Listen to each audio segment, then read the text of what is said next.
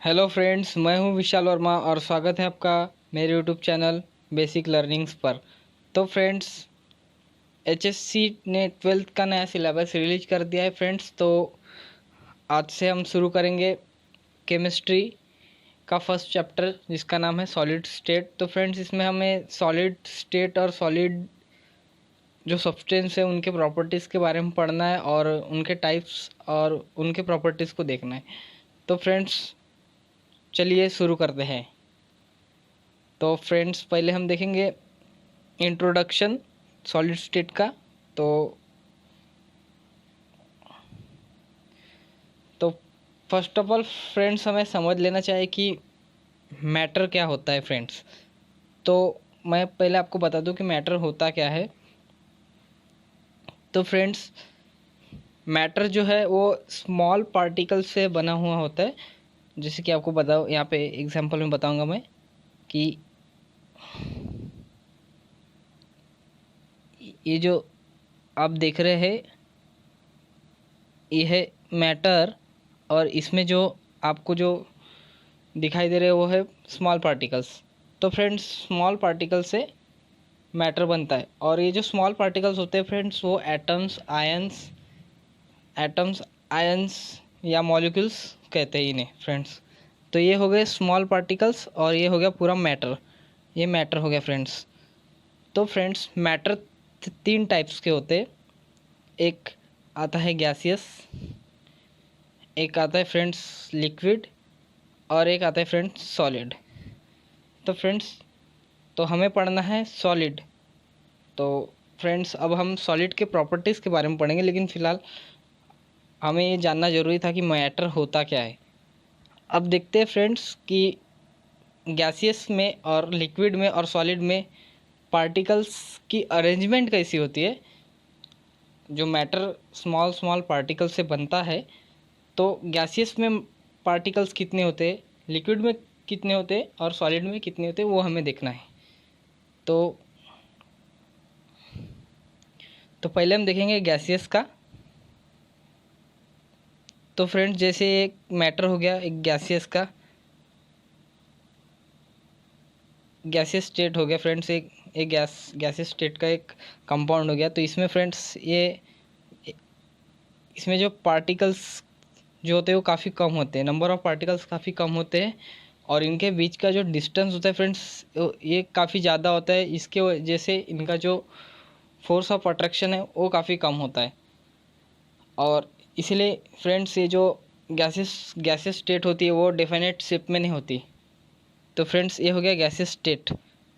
और इसके बाद फ्रेंड्स, मैं बताऊंगा आपको लिक्विड स्टेट में कैसी होती है पार्टिकल्स की अरेंजमेंट। तो लिक्विड स्टेट में हम देखेंगे, लिक्विड स्टेट में गैसेस से नंबर ऑफ पार्टिकल्स थोड़ा ज़्यादा होते हैं। गैसेस स्टेट में काफ़ी कम होते हैं, लेकिन लिक्विड स्टेट में नंबर ऑफ़ पार्टिकल्स हमें ज़्यादा देखने को मिलते हैं। और फ्रेंड्स, ये हो गया लिक्विड स्टेट का। अब इसके बाद है friends gaseous state, sorry solid state. तो सॉलिड स्टेट में फ्रेंड्स, हमें सॉलिड स्टेट के किसी भी कंपाउंड में हमें जो नंबर ऑफ़ पार्टिकल्स होते हैं वो ज़्यादा देखने को मिलते हैं फ्रेंड्स। जैसे कि, और उसका अरेंजमेंट जो होता है वो रेगुलर होता है फ्रेंड्स, और लॉन्ग अरेंजमेंट होता है हमें सॉलिड्स में। तो हमें नंबर ऑफ़ पार्टिकल्स जो होते हैं सॉलिड्स में वो ज़्यादा दिखाई देते, और उनके बीच का जो डिस्टेंस होता है वो भी काफ़ी कम होता है, जिसकी वजह से फोर्स ऑफ अट्रैक्शन काफ़ी स्ट्रांग होता है। तो फ्रेंड्स, ये हो गया सॉलिड का जो है पार्टिकल्स का जो है अरेंजमेंट हो गया। सॉलिड स्टेट का जो मैटर का जो पार्टिकल्स का अरेंजमेंट हो गया फ्रेंड्स।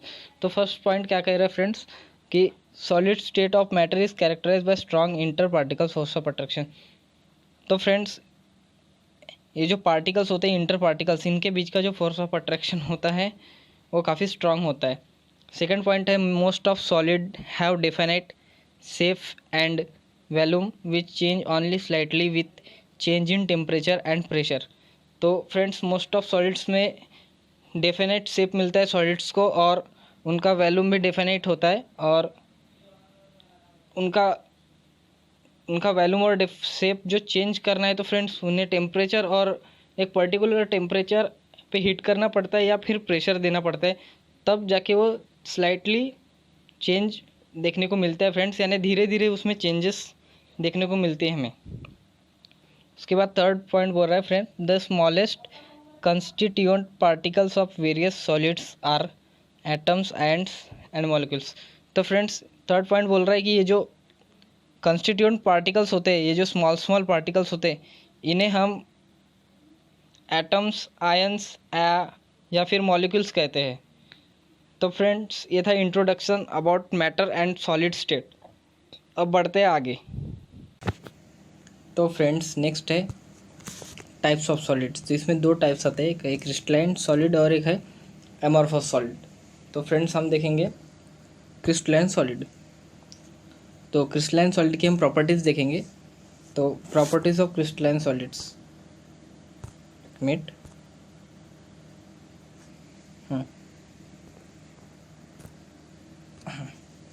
तो फ्रेंड्स फर्स्ट पॉइंट देखेंगे प्रॉपर्टी ऑफ क्रिस्टलाइन सॉलिड्स का। तो there is regularity and periodicity in the arrangement of particles extend over a long range. तो क्या कह रहे हैं, there is a regularity and periodicity. जैसे फ्रेंड्स एक मटेरियल हो गया, सब्सटेंस हो गया, जिसमें हमें पार्टिकल्स की एक रेगुलरिटी देखने को मिलती है, एक रेगुलरिटी हो जाती है। जैसे कि एक रो में दिखेंगे आपको पार्टिकल्स, एक कॉलम में दिखेंगे, वो एक के नीचे एक, आपको एक रेगुलरिटी और एक पीरियोडिसिटी देखने को मिलती है फ्रेंड्स। सेकंड पॉइंट क्या कह रहा है, crystalline solid have a sharp melting point that is they melt at a definite temperature. तो फ्रेंड्स क्या है कि एक रेगुलर मैनर में जो पार्टिकल्स की अरेंजमेंट होने के कारण इनका जो फोर्स ऑफ अट्रैक्शन है एक दूसरे के बीच, वो काफ़ी स्ट्रॉन्ग होता है। तो उनकी बॉन्डिंग काफ़ी स्ट्रॉन्ग हो जाती है, इसकी वजह से उनका जो मेल्टिंग पॉइंट है वो काफ़ी शार्प होता है और वो एक डेफिनेट टेम्परेचर पे ही अपना शेप और साइज चेंज करते हैं। बढ़ते अब थर्ड पॉइंट की ओर फ्रेंड्स। थर्ड पॉइंट कह रहे हैं कि all crystalline substance except those having cubic structure are anisotropic.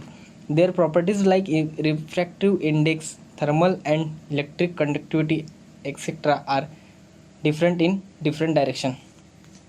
तो फ्रेंड्स पहले हमें थर्ड पॉइंट समझने के लिए पहले हमें समझना पड़ेगा कि एनिसोट्रॉपिक होता क्या है। एनिसोट्रॉपिक समझना पड़ेगा।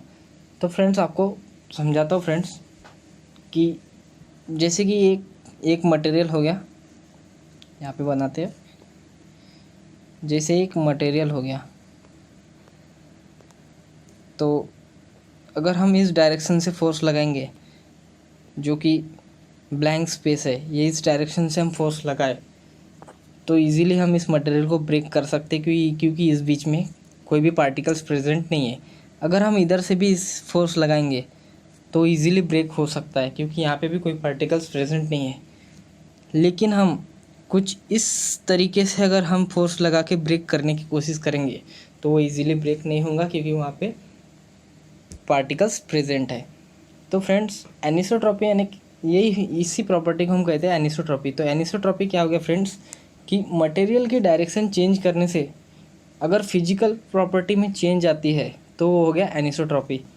फिर से समझाता हूँ कि मटेरियल के डायरेक्शन को चेंज करने से अगर फिजिकल प्रॉपर्टी में चेंज आती है तो हो गया एनिसोट्रॉपी।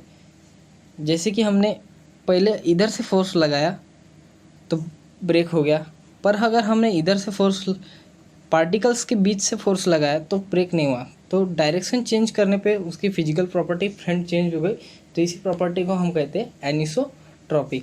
तो थर्ड पॉइंट यही कह रहा है, थर्ड पॉइंट क्या कह रहा है, यही कह रहा है कि all crystalline substance except those having cubic structure. अब क्यूबिक स्ट्रक्चर में क्या हो रहा है, क्यूबिक स्ट्रक्चर में इजीली ब्रेक नहीं कर सकते फ्रेंड्स। क्यूबिक स्ट्रक्चर कुछ ऐसा होता है, और एक मिनट, क्यूबिक स्ट्रक्चर में जो फ्रेंड्स होता है पार्टिकल्स जो होते हैं वो काफ़ी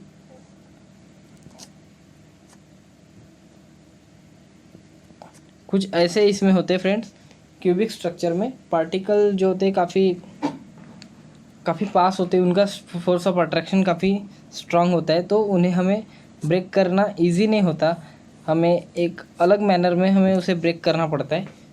तो क्यूबिक स्ट्रक्चर को छोड़ के अगर हम क्रिस्टलाइन सब्सटेंस को देखें तो एनिसोट्रॉपिक होते हैं, और इस प्रॉपर्टी की वजह से, एनिसोट्रॉपी की वजह से ही उनके रिफ्रैक्टिव इंडेक्स और थर्मल एंड इलेक्ट्रिक कंडक्टिविटी यानी कि हीट और इलेक्ट्रिसिटी को कंडक्ट करने की जो प्रॉपर्टी होती है वो डिफरेंट होती है डिफरेंट डायरेक्शन में। अब बढ़ेंगे फ्रेंड्स नेक्स्ट पॉइंट की ओर। उससे पहले फ्रेंड्स का एग्जाम्पल देख लेते हैं। एग्जाम्पल है फ्रेंड्स, एग्जाम्पल है जैसे कि ice, NaCl, sodium, gold, copper, diamond, graphite, ceramics. तो फ्रेंड्स ये सब एग्जाम्पल हो गए क्रिस्टलाइन सॉलिड के। अगर हम इन्हें डेफिनेट टेम्परेचर पे हीट करेंगे तो ऑब्सोल्युटली ये अपना शेप और साइज चेंज करेंगे। तो ये इनमें फ्रेंड्स एनिसोट्रॉपिक प्रॉपर्टी पाई जाती है। नेक्स्ट पॉइंट है friend, properties of amorphous solids. तो अमॉर्फस सॉलिड्स की प्रॉपर्टीज़ क्या है, तो इसमें first point, second point, third,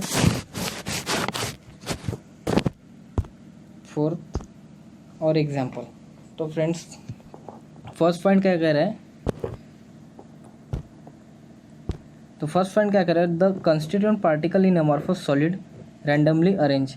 तो फ्रेंड जैसे कि एक मटेरियल हो गया या सब्सटेंस हो गया, अमॉर्फस सॉलिड का ये मटेरियल हो गया, इसमें जो पार्टिकल्स की अरेंजमेंट होती है फ्रेंड्स ये रैंडमली होती है, यानी कि कहीं इनका कोई मैनर नहीं होता, इसमें कोई रेगुलरिटी नहीं होती, ये कहीं भी इनकी अरेंजमेंट कहीं भी होती है फ्रेंड्स, रैंडमली होती है, कहीं भी हो सकती है। इसमें कोई आपको रो या कॉलम के हिसाब से आपको पार्टिकल्स की अरेंजमेंट नहीं दिखाई देगी। सेकेंड है, the particles do not have long range ordered structure but they do have a short range order. तो फ्रेंड्स इनमें जो होता है ना, लॉन्ग रेंज नहीं होता, दो पार्टिकल्स के बीच में ज़्यादा डिस्टेंस नहीं होता, और इनका ना ऑर्डर स्ट्रक्चर नहीं होता, बट इन्हें काफ़ी शॉर्ट होते हैं फ्रेंड्स। जैसे कि हमने देखा था क्रिस्टलाइन सॉलिड में, तो ये काफ़ी लॉन्ग रेंज में होते, और लेकिन जो अमॉर्फस सॉलिड है ये काफ़ी शॉर्ट रेंज में आ जाते हैं।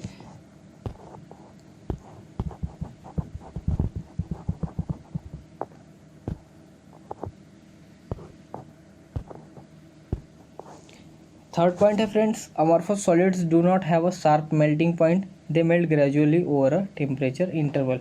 तो फ्रेंड्स अमॉर्फस सॉलिड्स जो है वो एक शार्प मेल्टिंग पॉइंट पे मेल्ट नहीं होते, वो ग्रेजुअली, उन्हें अगर थोड़ा सा भी अगर हम हीट करेंगे तो वो मेल्ट होना शुरू हो जाएंगे, क्योंकि वो उनमें जो स्ट्रक्चर होता है, उनका जो पार्टिकल्स की जो अरेंजमेंट होती है वो रैंडम होती है, और उसी वजह से उनका मेल्टिंग पॉइंट काफ़ी कम होता है। फोर्थ पॉइंट है friends, amorphous solids are isotropic, their properties such as refractive index, conductivity all depend independent of direction of measurement. तो फ्रेंड्स हमने क्रिस्टलाइन सॉलिड में पढ़ा था एनिसोट्रोपिक, इसमें पढ़ेंगे हम आइसोट्रोपिक। तो पहले हम आइसोट्रोपिक देख लेते। तो फ्रेंड्स आइसोट्रोपिक बताता हूँ, आइसोट्रोपिक क्या होता है। जैसे फ्रेंड्स ये अमॉर्फस सॉलिड हो गया, इसमें ये रैंडमली प्रेजेंट पार्टिकल्स हो गए जो रैंडमली प्रेजेंट है। फ्रेंड्स अब जैसे कि मुझे ये पार्टिकल को ब्रेक करना है, ये मटेरियल को ब्रेक करना है, तो मैं इधर से फोर्स लगाऊंगा, इधर से भी फोर्स लगाया, इधर से भी फोर्स लगाया, मुझे कहीं गैप नज़र नहीं आ रही, मुझे कहीं कोई ब्लैंक स्पेस नज़र नहीं है, हर जगह पार्टिकल्स प्रेजेंट है। काफ़ी इनका जो रेंज है, ऑर्डर है, काफ़ी शॉर्ट होने से ये जो है काफ़ी पास हो जाते हैं पार्टिकल्स, इसके वजह से हम इसे किसी भी डायरेक्शन से ब्रेक नहीं कर सकते। तो एनिसोट्रॉपी का डेफिनेशन ये हो जाएगा कि सभी डायरेक्शन में इसकी फिजिकल प्रॉपर्टी सेम होती है, ऑल डायरेक्शन फिजिकल प्रॉपर्टीज़ की सेम रहेगी, यानी ये हो गया आइसोट्रॉपी। तो यही फोर्थ पॉइंट कह रहा है कि अमॉर्फस सॉलिड्स आर आइसोट्रॉपिक, यानी कि ऑल डायरेक्शन में इसकी प्रॉपर्टी सेम ही रहेगी। तो their properties such as refractive index, conductivity are all independent of direction of measurement. तो इसकी जो प्रॉपर्टीज़ है रिफ्रैक्टिव इंडेक्स, ये इंडिपेंडेंट है और ये इसके डायरेक्शन ऑफ मेजरमेंट पे इंडिपेंडेंट है। जैसे कि इसके एग्जांपल है glass, plastic, rubber, tar and metallic glass. तो फ्रेंड्स जैसे हमें भी पता है कि ग्लास या प्लास्टिक, स्पेशली प्लास्टिक और रबर को हम इजीली ब्रेक नहीं कर पाते। हम उस पर कितना ही प्रेशर क्यों ना डालें, वो वापस अपनी पोजीशन पे चेंज हो जाता है, वापस वही आ जाता है फ्रेंड्स। तो ये हो गया अमॉर्फस सॉलिड और क्रिस्टलाइन सॉलिड का डिफरेंस। अब बढ़ते हैं नेक्स्ट। तो नेक्स्ट देखेंगे फ्रेंड्स आइसोमॉर्फिज्म एंड पॉलीमॉर्फिज्म।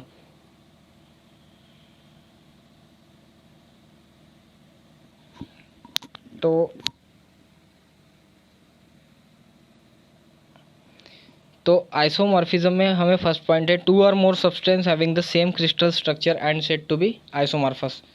यानी कि फ्रेंड्स अगर दो या दो से ज़्यादा सब्सटेंस जिनका क्रिस्टल स्ट्रक्चर सेम हो, जैसे कि ये मैं बना रहा हूँ, इनका क्रिस्टल स्ट्रक्चर सेम है, तो अगर दो से ज़्यादा सब्सटेंस जिनका क्रिस्टल स्ट्रक्चर सेम है उन्हें हम कहेंगे आइसोमॉर्फस। तो ये फ्रेंड्स हो गया आइसोमॉर्फस और इनकी प्रॉपर्टी को हम कह सकते हैं आइसोमॉर्फिज्म। सेकंड पॉइंट है in this substance the chemical composition has the same atomic ratio. तो फ्रेंड्स सेकंड पॉइंट का मीनिंग ये है कि जब इन दोनों की केमिकल रिएक्शन होगी तो फ्रेंड्स इनका जब केमिकल कंपोजिशन होगा तो इनका एटॉमिक जो रेशो होगा वो सेम रहेगा। जैसे कि एग्जांपल में दिया है NaF एंड MgO और NaNO3 एंड COCO3। तो फ्रेंड्स इन दोनों एग्जांपल में जो कंपाउंड्स सब्सटेंस दिए गए हैं, कंपाउंड दिए गए हैं, उनका जो क्रिस्टल स्ट्रक्चर सेम होने की वजह से उनका जो केमिकल कंपोजिशन है उनका रेशो सेम आया है। बढ़ते हैं नेक्स्ट पॉलीमॉर्फिज्म की ओर। तो पॉलीमॉर्फिज्म का फर्स्ट पॉइंट है a single substance that exist in 2 और मोर फॉर्म और crystalline structure is said to be polymorphous. तो फ्रेंड्स आइसोमॉर्फस तो हमने पढ़ लिया, अब पढ़ते पॉलीमॉर्फस। तो जैसे कि इसमें सिंगल सब्सटेंस है, इसका मीनिंग ये है कि एक सिंगल सब्सटेंस जो कि दो से ज़्यादा क्रिस्टलाइन स्ट्रक्चर फॉर्म कर रहा है उसे पॉलीमॉर्फस कैसे कह सकते हैं। जैसे कोई एक सब्सटेंस हो गया फ्रेंड्स, ये सब्सटेंस ये दो से ज़्यादा क्रिस्टलाइन स्ट्रक्चर फॉर्म कर रहा है, कुछ अलग अलग डिफरेंट फॉर्म करेगा वही सब्सटेंस, तो फ्रेंड्स उसे हम कहेंगे पॉलीमॉर्फस। इसे हम कहेंगे, इस सब्सटेंस को कहेंगे हम पॉलीमॉर्फस और इसकी प्रॉपर्टी को कहेंगे हम पॉलीमॉर्फिज्म। जैसे कि इसका एग्जांपल है calcite and aragonite are 2 forms of calcium carbonate. तो फ्रेंड जैसे कि एक कैल्शियम कार्बोनेट हो गया, ये दो इसमें फॉर्म कर रहा है, एक हो गया कैल्साइट एंड सेकंड हो गया एर्गोनाइट। तो फ्रेंड्स ये था पॉलीमॉर्फिज्म। बढ़ते हैं अब नेक्स्ट। तो नेक्स्ट में polymorphism occurring in metal is called allotropy and उसके एग्जांपल दिए। तो फ्रेंड्स पॉलीमॉर्फिज्म जिन एलिमेंट्स में पाया जाता है उसे हम एलोट्रॉपी कहते हैं और उसका एग्जांपल दिया जैसे कि कार्बन जो है उसके 3 एलोट्रॉप्स है या 3 पॉलीमॉर्फ्स है उसके, जैसे कि एक है डायमंड, दूसरा है ग्राफाइट और लास्ट जो वन है वो फ्लोरेंस। तो फ्रेंड्स ये आज के लिए यहीं तक पढ़ेंगे। नेक्स्ट वीडियो में मैं आपको आगे के टॉपिक्स पे बताऊंगा। तो फ्रेंड्स मिलते हैं नेक्स्ट वीडियो में, तब तक के लिए बाय।